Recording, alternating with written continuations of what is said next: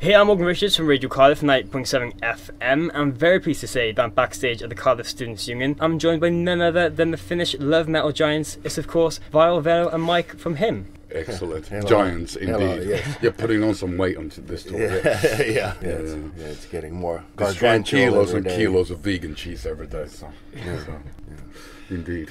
Yeah, pleasure being here. It's been ages since we've played and I've been in Cardiff, hasn't it? Yeah. Many moons. Mm-hmm. So how are you guys? You right? Yeah, pretty good. Yeah. Sure. Yeah. It's been a long tour. We started late. When was it? Late August from the States, and this I think our 46th or 45th gig now. A few more to go, and we're in this tour in next Friday in London, and after that, going to take a little break. You know, thank God. but everything's going really well, and there's been a lot of people at the gigs, and so it's been people have been enthusiastic about what we've been doing, which is great for a change. Okay, cool. So back at the end of April, you guys released your 8th full-length studio album called Tears on Tape, with of course it being the long-awaited follow-up to 2010's Screamworks, with it actually getting very well received in the album charts throughout the globe, and have some great response from your fans and critics too. Yeah, it's been going fairly well, I think. Yeah, like these days I think the big test, so to speak, to see how well it holds up to the stuff we've done before is touring. And it seems to be a bit different from country to country and city to city. Some people know the new stuff better than the old, but we've got, our history is fairly long. We were together for about nearly 20 years or something, and our first album came out in '97, so it's been surprising to see that there's actually people who know the lyrics to all of the songs, from '97 till 2013. It's pretty miraculous, I must say. Yeah. Have you guys been impressed with how well it's been received, especially in the album charts around the globe? Of course, yeah. It's always flattering, yeah. Yeah. The better, the higher up, the better. It's like, you can't tell these days, record sales are not necessarily the indication for how well a band is doing. There's, as you know, there's a lot of people downloading music and not all of the stuff you can see from the charts. Yeah. And plus Miles Davis did say less is more. Oh, right, so I'm not sure if he was referring to record sales also, but you never know what, Could be that he prophesied it. He was an enigmatic person, so you never know what he really meant by certain things. Very true. Okay, that's fair enough. And listen to the album, it feels like you guys have managed to make a record that sounds and feels like a mixture of stuff you've done in the past along with bands that have influenced you. Well, that's usually the idea, more or less. You can't really get rid of your influences. We started this particular band probably because of our love towards Black Sabbath and Type O Negative and bands like that. So that's we're proud of those roots, and we definitely don't want to get rid of it. We're kind of like carrying the torch for those bands and trying to add our own spices along the way. So I think that creating records should be not necessarily not necessarily a mystical process, but it's definitely not mathematics. It's nice to be in a situation where you don't exactly know what you're going to come up with. You have ideas, but then when you go into the studio, you're going to be always surprised and hopefully pleasantly surprised. But that it's not 100% sure it'll happen. But this time around, we're pretty happy with the results. But there's always a reason to go back into the studio and recreate something new. There's always we wouldn't call them mistakes, but things you can do better or trying to find a different angle or so forth. And we're still trying to figure out what the next step is, because we're on tour and trying to see what songs translate well when it comes to people in the audience, and what are the songs that make them smile. Okay. We want more smiles, right?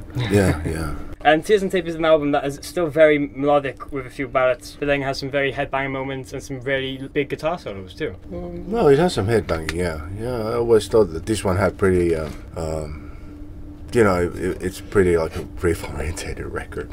Huh?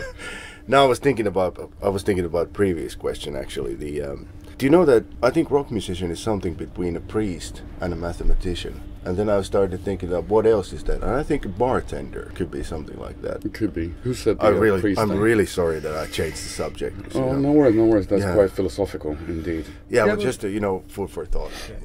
Yeah, but then again, it's Linda's a great guitar player, so why not having scorching guitar solos? It's great and it's fun. It's a hats off to the '80s stuff we grew up with.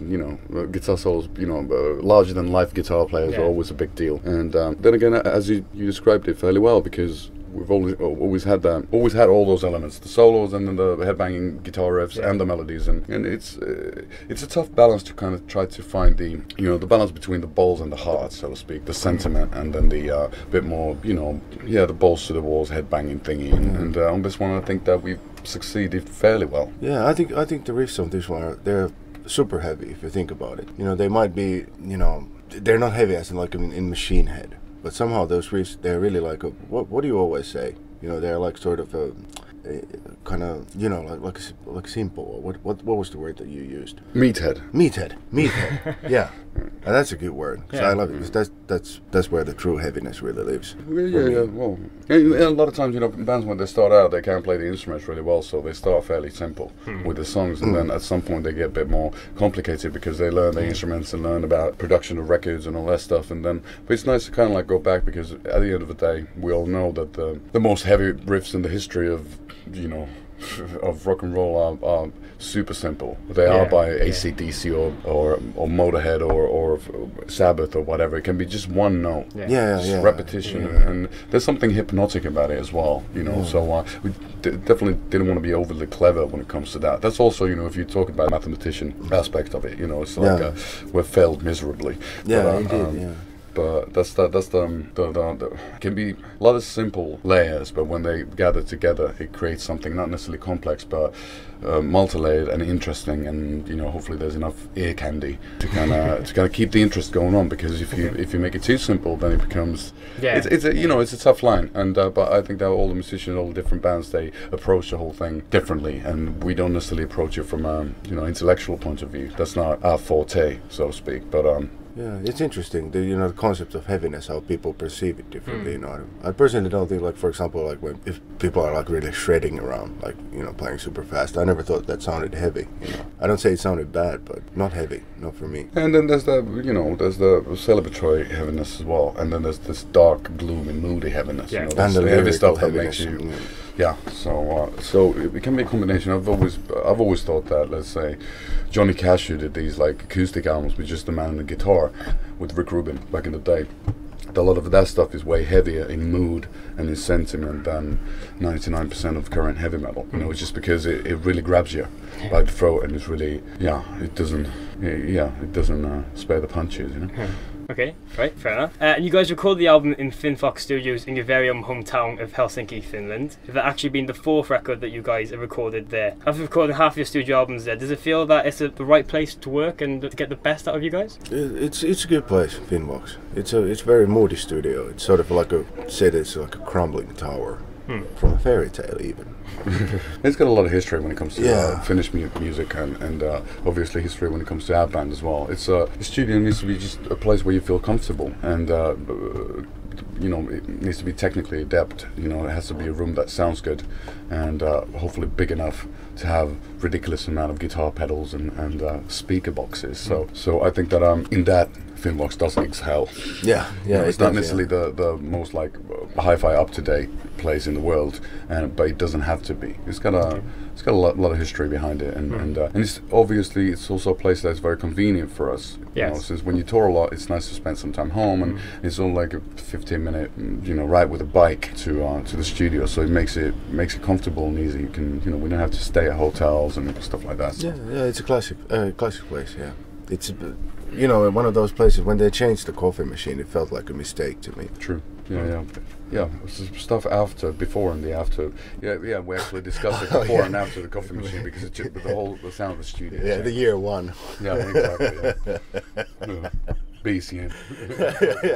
Yeah. It actually works too. Before coffee machine.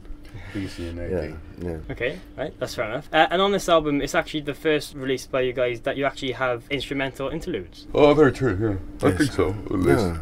Yeah, I think so. Yeah, well, that's all classic trick. Yeah, we always wanted to have some, just because a lot of the albums we grew up with had those. It was really a heavy metal thing to do back in the day, to have an intro, and then the band could use that particular intro for the album.